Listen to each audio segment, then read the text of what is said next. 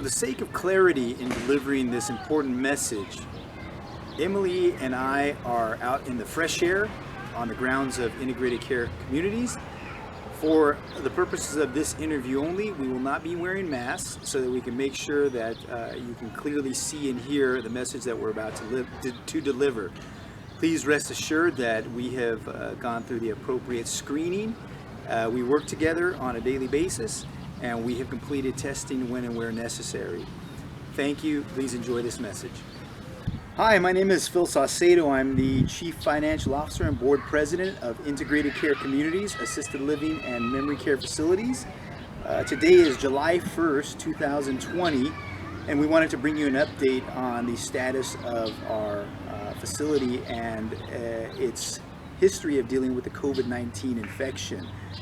With me is Emely Rodriguez. She's the captain that has guided us through the stormy waters of this pandemic, successfully so. Emily's a licensed vocational nurse as well as a licensed residential care facility administrator, and she has nearly a decade of experience in the long-term healthcare industries, navigating businesses both large and small. Emily and her staff have done a great job, and I wanted to come out here today and ask her, Emily, we have to date, and I know, the past does not equal the future, but to date, we've had zero COVID-19 infections and zero COVID-19 fatalities. I should have said fatalities first. We have been tremendously successful at handling this pandemic so far. Great thanks to you and your staff. So I wanted to let the folks out there know and find out, how did you do it? What measures did you take to get in front of this whole thing? Well, we closed our facility on March 13th. A few days later, Riverside County Public Health reached out to us and they requested our visitor restriction plan, which we already had in place. A big piece of it was really filtering out what companies could come inside to our facility and provide services. Outside companies such as home health, hospice, visiting doctors, all these companies are out in the community providing services to other residents, to other patients, going to residential homes. So we wanted to limit that exposure as much as we could here at our community, and our nurses really played a big role in keeping this under control and filtering that. So in a case where they had to coordinate services with these outside companies, they're a little bit more independent. And we're lucky to have our nurses here 7 days a week. So thanks to them, we were able to keep that under control. And I think that was a big part of it. Well, that's fantastic that you mentioned that. It's not always been the most budget-friendly thing to have so many nurses on our staff. But from the beginning, Dr. Rowe and I both felt that the people that are providing the hands-on care, our direct care staff, many of whom have been with us for nearly the entire 20-year history of integrated care, they needed to have the support of licensed medical staff in the form of our nurses. And like I said, it hasn't always been the cheapest thing to do, but it's been well worth it, especially proven in a time like this. So speaking of caregiving, Emily, an assisted living facility by its nature has a tremendous amount of activities going on any given day. And those activities include everything from, exercise to going out for lunches, trips to the casino, museums, things of that nature. One of the most important activities we do on a day-to-day basis is our medical and dental appointments, dialysis appointments. How did you deal with that when they basically shut the country down? So obviously our activities out into the community ceased, but we actually really got to take advantage of more private, intimate activities that we got to do in the personal cottages versus gathering in one large area. We've been just meeting at each individual cottage. We've been doing arts and crafts. We've been having barbecues outside. The weather's nice. We've really been enjoying that. We've done some gardening, arts and crafts, medical appointments that were absolutely necessary. We obviously took the proper precautions going out into the community, but things that we could postpone or that we could turn into televisits, we did that. And obviously dialysis appointments we kept, and again, just following the proper precautions when going out into the community. That's fantastic.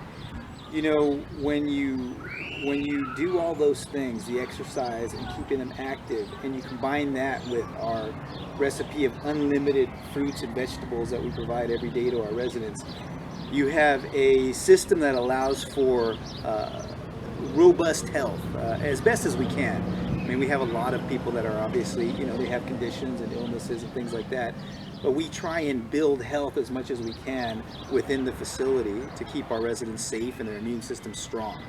Emily, tell me a little bit about the infection control procedures. We've obviously always had them in place, but for obvious reasons, we've stepped them up to a whole nother level.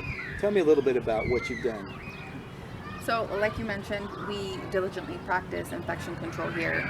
We definitely wanted to provide a retraining just to let them know, you know, the importance of taking it up a notch. But we emphasize hand wash hygiene, disinfection of common areas where our residents mostly stay, making sure that this is also a piece that you had mentioned earlier, making sure that our residents and our staff stay healthy, they get enough rest, they're eating a healthy, nutritious, balanced diet. So those are things that are very important in controlling, you know, what we can control, and that's infection control and keeping ourselves healthy. That's really what we had to focus on, and it's just about training again and educating them on what we can do to make sure that we're on top of all that. Excellent. I want to congratulate you and your team on the way you've handled this.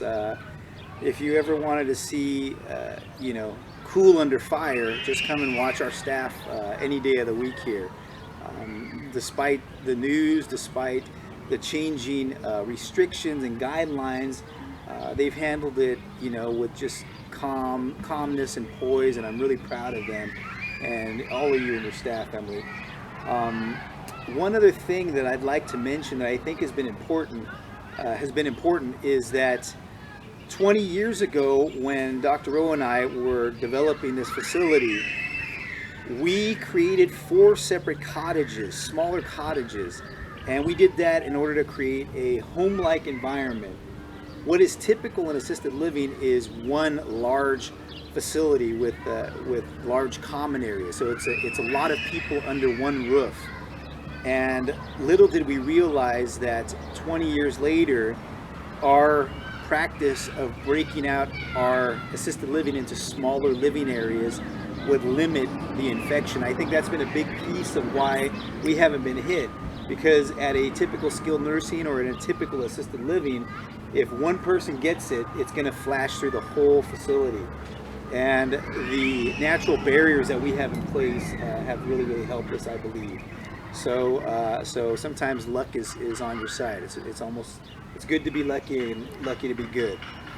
So again, on behalf of all of our residents and their families, I want to thank Emily and her team one more time, and all of our people.